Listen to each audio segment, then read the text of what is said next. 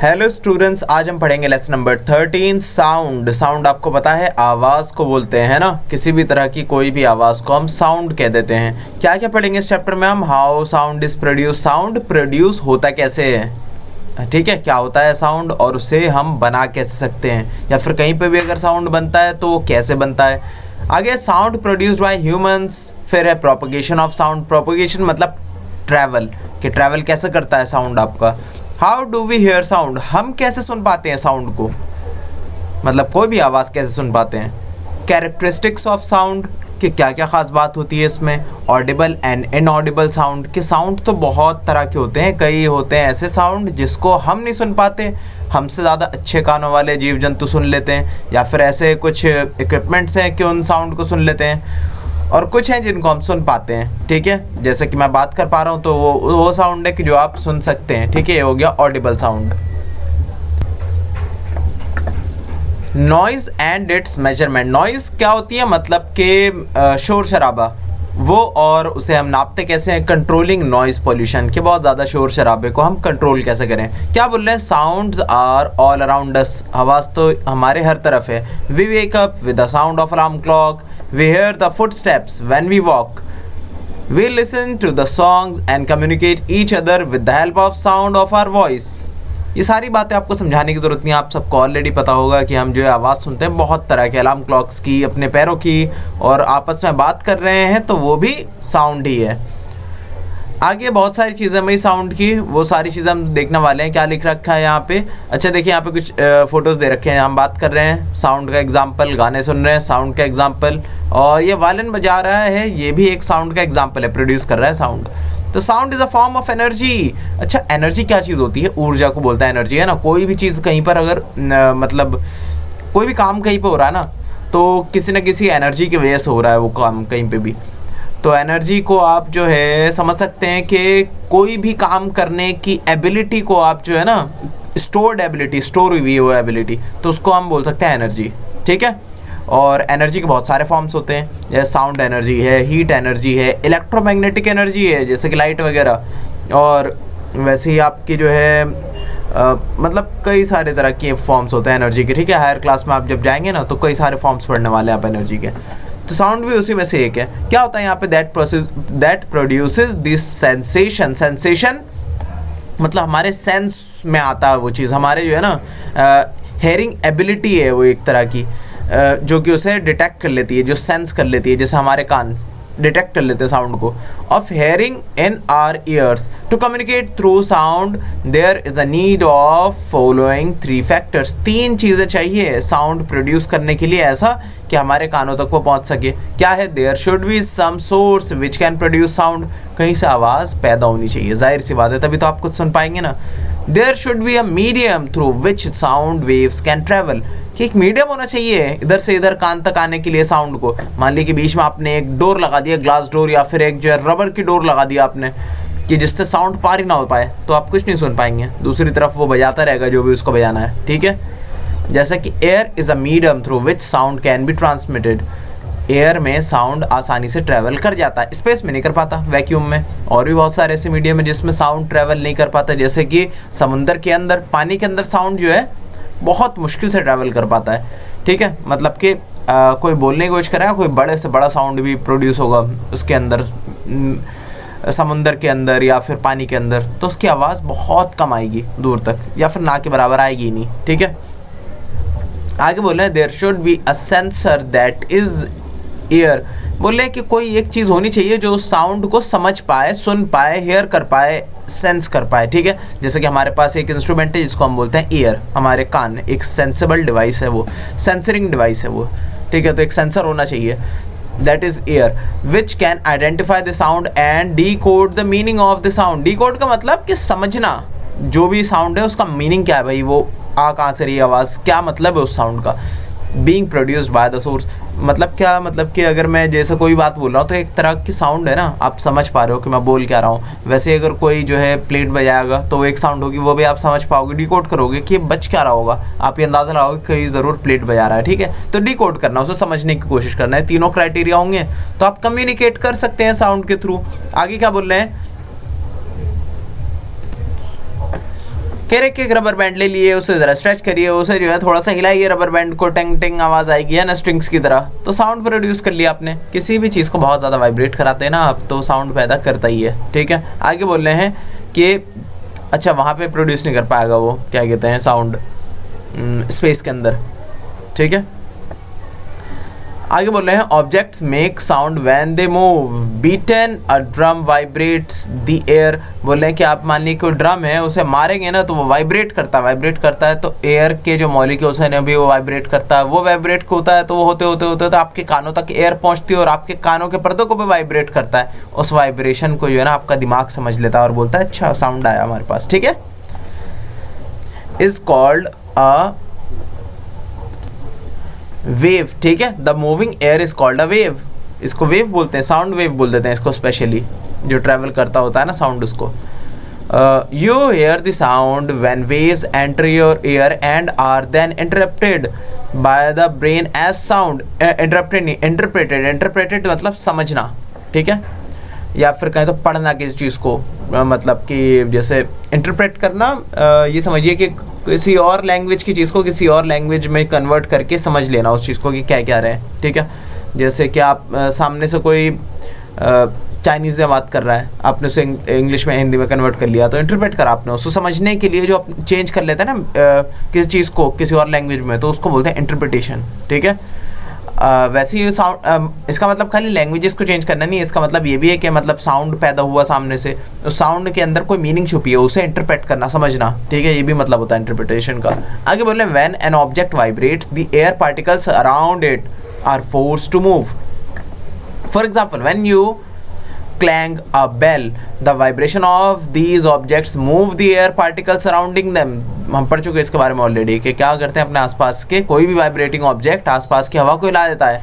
The vibration are then passed from one air particle to the next and eventually reach our air। कि वो आसपास के particle को हिलाते वो भी अगले पार्टिकल को हिलाएगा, वो अगले पार्टिकल को हिलाएगा, ऐसे करते करते हमारे कान तक वो हवा पहुंच रही होगी, तो वो वाइब्रेशन ही पहुंच जाएगी और हमारे कान के पर्दे भी हिलेंगे थोड़ा सा, जिसको हमारा दिमाग समझ लेगा कि अच्छा साउंड है, इसका ये मीनिंग है। आगे आपका sound waves travel through air water and solids. कि साउंड वेव ज़रूरी नहीं है एयर से ही ट्रैवल करे, वाटर के थ्रू भी ट्रैवल कर सकती है और सॉलिड के थ्रू भी। पर वाटर और सॉलिड में क्या होगा कि वाइब्रेशन बड़ी कम होगी। ठीक है, वैसे ट्रैवल बहुत फास्ट करेगी इन दोनों ही मीडियम में, वाटर के अंदर भी और सॉलिड के अंदर भी, पर ये जो वाइब्रेशंस होगी ना वो काफ़ी कम होगी, जिसकी वजह से आप कुछ भी सुन नहीं पाएंगे आसानी से वाटर के अंदर या फिर सॉलिड के अंदर। ठीक है, क्या बोल रहे हैं, persons voice travel through air, whales send sound to each other in the ocean. बोल रहे हैं कि वेल्स भी तो आपस में बातें करती हैं, ये कुछ प्रोड्यूस करती हैं साउंड को, जो कि दूर जो है ना कोई दूसरी वेल सुन लेती है उस आवाज़ को। उनके कान इस तरीके से बने होते हैं कि दूर तक की आवाज़ों को सुन ले वो, उसके अंदर भी, पानी के अंदर भी। ठीक है, आगे आपका sound travels faster in water than in air. ठीक है, sound travels best in solid, सबसे तेज जो है सॉलिड में करते हैं travel. Metal pipes are carry sound waves to long distances. कि मेटल पाइप्स जो है ना वो साउंड वेव्स को, मतलब मेटल पाइप पे अगर कोई बात करेंगे ना आप, तो बहुत दूर तक उसकी आवाज़ सुनने को मिल सकती है आपको। ठीक है, how is sound produced. Sound is produced when vibration cause pressure. हमने ऑलरेडी देख रखा है भाई साउंड कैसे प्रोड्यूस होता है, पर इसके अलग अलग तरीके भी बताए गए हैं यहाँ पे। ठीक है, sound is produced when vibration causes pressure variation. Variation मतलब बदलाव, प्रेशर का बदलाव होता है जो एक तरह से वेव बन जाती है। ठीक है, in the air whether it conveys the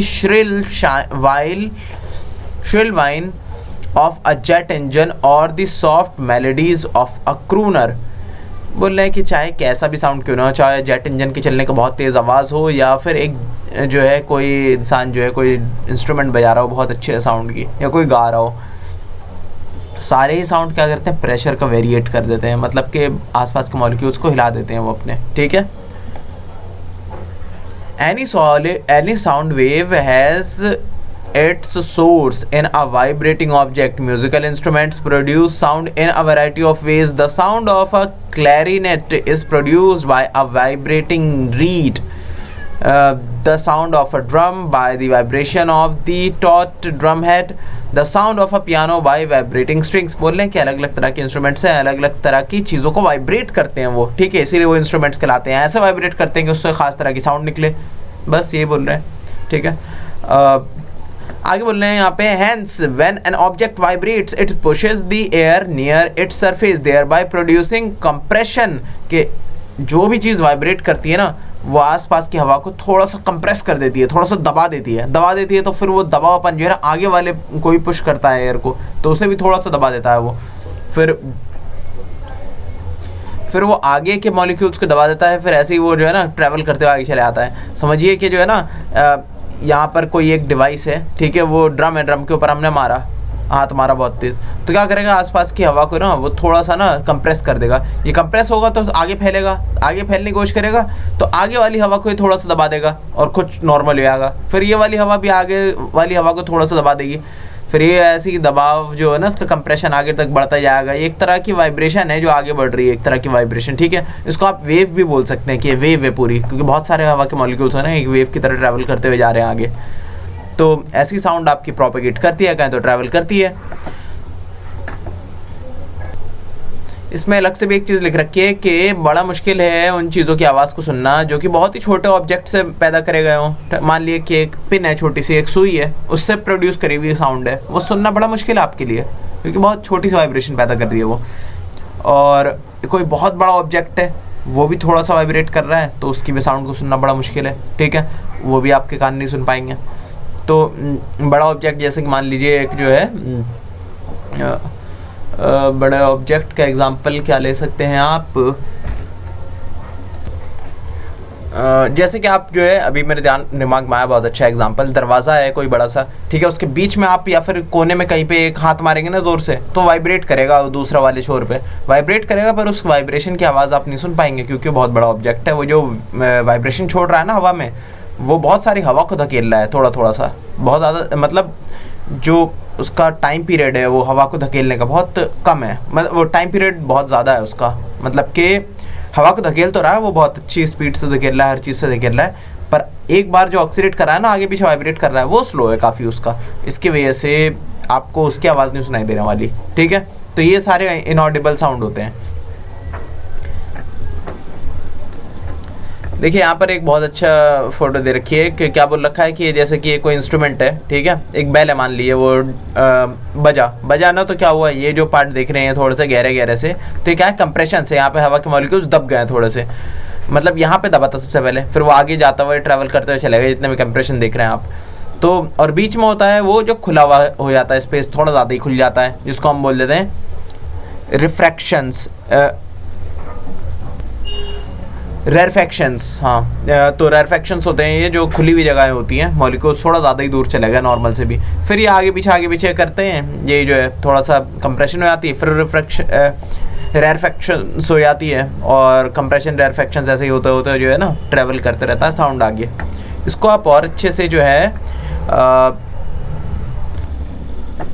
इस इमेज में समझ सकते हैं। देखिए यहाँ पे क्या है, ये कंप्रेशन हो रही है, हवा के मॉलिक्यूल्स पास आ गए, और ये बीच में है आपका रेयरफैक्शन के हवा के मॉलिक्यूल्स दूर दूर चले गए, और ये जो है सीक्वेंस में आगे चलता आ रहा है और लास्ट में कानों तक पहुँच जा रही है आवाज़, ठीक है।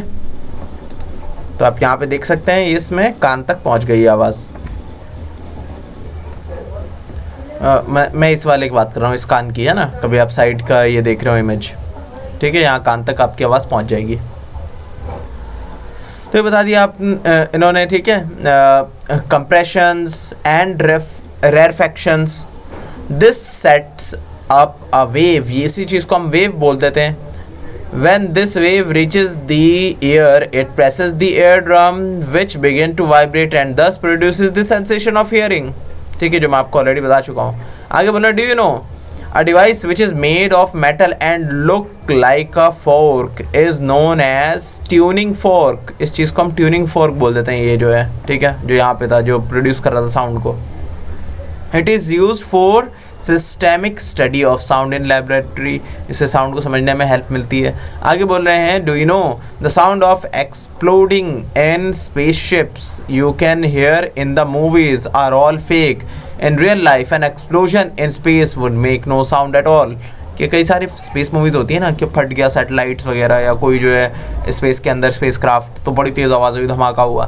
तो असल में जो धमाका वगैरह होता है, वैसे हॉलीवुड मूवीज़ में आप तो समझदार हो गए हैं लोग, उसमें धमाका होता है ना तो उसको कुछ सुनाई नहीं देता, ठीक है। स्पेस क्राफ्ट के अंदर जो बैठे होते हैं ना उन्हें सुनाई देता है बस कोई चीज़ मतलब कोई पास का कोई डिवाइस फूटा तो, क्योंकि उसने इसके थ्रू मेटल के थ्रू जो है ट्रैवल करा होता है ना। तब कोई अगर बाहर में जैसे हमें दिखाया जाता है तस्वीर और कोई चीज़ फट गई तो वहाँ पे कोई आवाज़ नहीं आती है ना स्पेस में, क्योंकि कोई ट्रैवल करने के लिए मीडियम ही नहीं है कि आपने आवाज़ सुन सकें किसी भी तरीके से कि धमाका हुआ है तो किधर हुआ है ना, आपके दाएं साइड हुआ या बाएं साइड हुआ, कोई नहीं सुन सकता। कोई स्पेस सूट के अंदर बैठा हुआ इंसान जो है अगर बाहर अगर टहल रहा है स्पेस में तो। आगे बोल रहे हैं एक एक्टिविटी,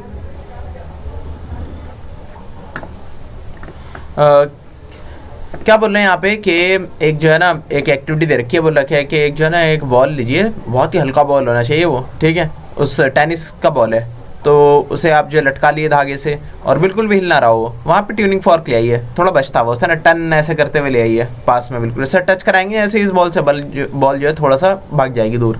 क्यों भाग जाएगी? क्योंकि ये लगातार वाइब्रेट कर रहा है, तो एक वाइब्रेशन से एक ये थप्पा इसके ऊपर मार देता है और ये थोड़ा आगे बढ़ जाता है, हिल जाता है अपनी जगह से ये आपका बॉल, ठीक है। तो ये तो आपको ऑलरेडी पता ही है, कोई भी चीज़ वाइब्रेट करती है तभी तो साउंड प्रोड्यूस कर रही है ना, तो इस वाइब्रेशन से एक इसने भी इस पर टप्पा मार दिया। आगे क्या बोल रहे हैं एक्टिविटी के अंदर, कह रहे हैं कि आप जो है ना मेटल के कटोरियाँ ले लीजिए थोड़ी सी अलग अलग साइजेस की और उन सबको पानी से भर दिए थोड़ा से, और उसमें जो है ना आप एक स्पून लीजिए और सब पे मारिए, ठीक है। तो हर एक जो आपका बोल होगा ना मतलब कटोरी, वो अलग तरह का साउंड प्रोड्यूस करेगी और उससे आप म्यूजिक भी बना सकते हैं एक तरह का। आगे बोल रहे हैं, डू यू नो